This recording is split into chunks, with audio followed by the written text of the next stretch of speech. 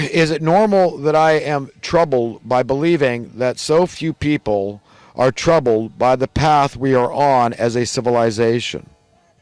Or that I fear what it may take for us as individuals and collectively understand with certainty that if we fail to learn to live together in universal peace, harmony, safety, security, true freedom, freedom from all forms and degrees of monetary manipulation, we will never find happiness. We will wallow in chronic, perpetual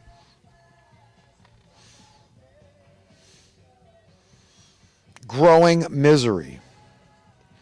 Or that it is a matter of fact that my welfare is your welfare, and his welfare and her welfare, and on in that theme.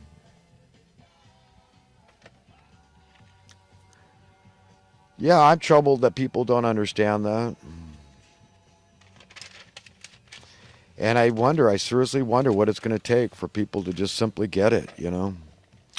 An overall elitist societal structure by design, by default. So they get us thinking like mini elitists is what they do. That you just look after old number one, and yes, you're better than somebody else. If proof is in the pudding that you're richer than somebody else, and obviously what you do is more important to society because you're richer. That's not the case at all. That's hogwash. That's a lie from the pit of hell. It's satanic. Does that come from God? Does that come from the mind of God? Is that the way he thinks about things? I mean, check your evil, man.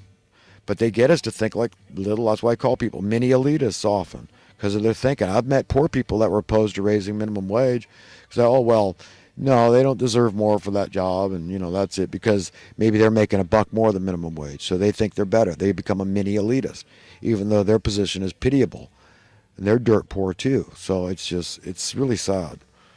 But this is what they've rendered us into, is small thinking, small-minded, brute beast piss ants. That's what they want. They want automatons. They don't want us to think big and question reality.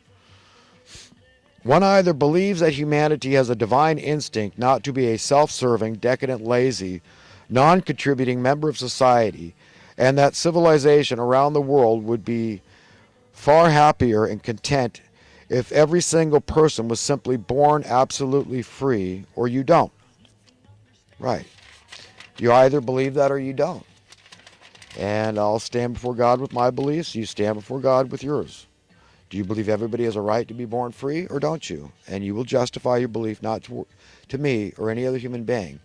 Don't worry about your group that all agrees with your thinking. You will stand before your owner. We're judged on an individual basis. So you're not going to be able to point to a group, but all of those people, God, they all said that way to think was right.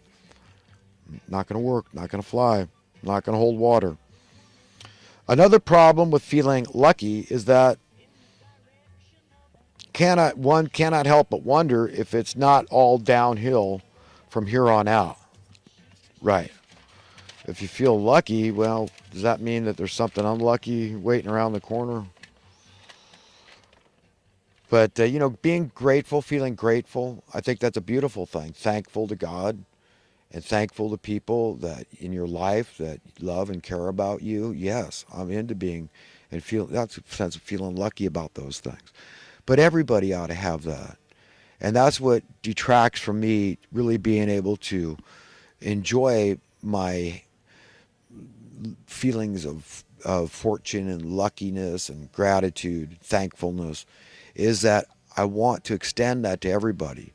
I want everybody to be free. I want everybody to walk through life with a bounce in their step, a song on their lips, and joy in their heart.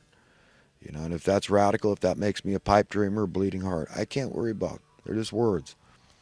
I am who I am, and I want the best for everybody, not some. That's why I say I'm on everybody's side. What's worse than an individual knowing the truth and rejecting it is their unwillingness of others to even having an opportunity to know that same truth and decide for themselves whether to accept or reject said truth. Once Jesus said to love your enemies, you must love. This is like a command.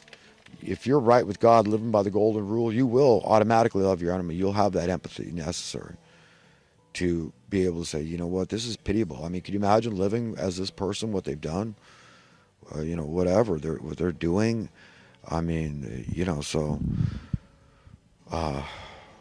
we've got to reach them, and this is take it very seriously, as effectively as you can, not with an "I'm right, you're wrong" attitude. Do you think, quote, they, that is the dark overlord a-holes, want you or I to be encouraged, strengthened, and comforted by the knowledge of the whole truth? Hell no.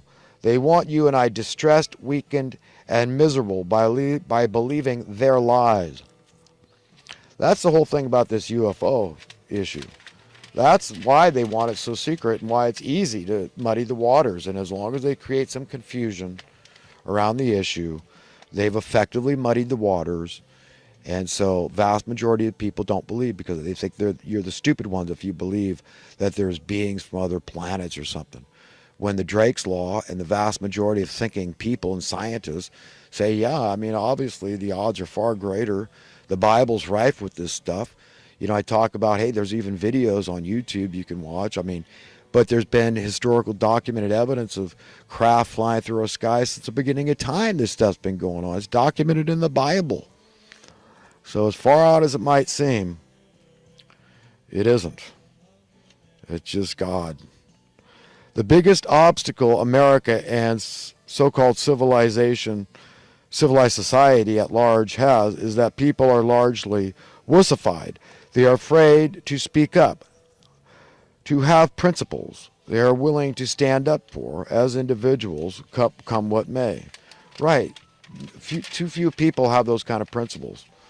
That, when it's coming down to brass tacks and really challenging each other and listening to other people and challenging ourselves, they're just wussified. They're afraid of the implications. Well, I just don't want to, you're just a mean person trying to force me to think, sort of attitude. It's sad. That's what I mean about wussified.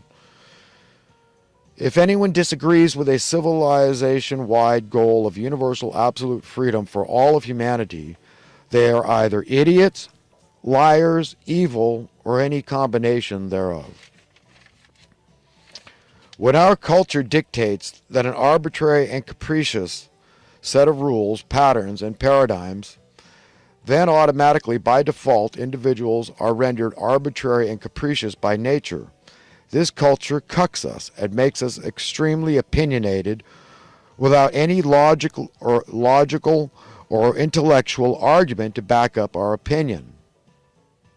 That's it. We're all kind of taken captive by an arbitrary and capricious culture. And the net result is that we cop a bad attitude. And, we're cucked, and we don't want anybody to not be cucked. We don't have a good logical, intellectual argument for our way of thinking, our beliefs. So we just hang on to them anyhow with illogic. To the degree we feel lovable, we are able to be loving. Better to be dead than to be evil. One can be gleefully unaware when they are in a blissfully ignorant state of mind, and no humans can resist the allure of at least romancing such a state of mind. Ignorance is bliss. Yep, when I was younger, it seemed like it was a lot easier to be happy. But that was a pseudo happiness I had because I didn't have wisdom. And if you don't have wisdom, you don't have much, I'll tell you what. And the older I get, the wiser I get. I'll tell you what, the more frightening it gets to me. That's why I'm scared of what it's going to take to turn this thing around. I really am.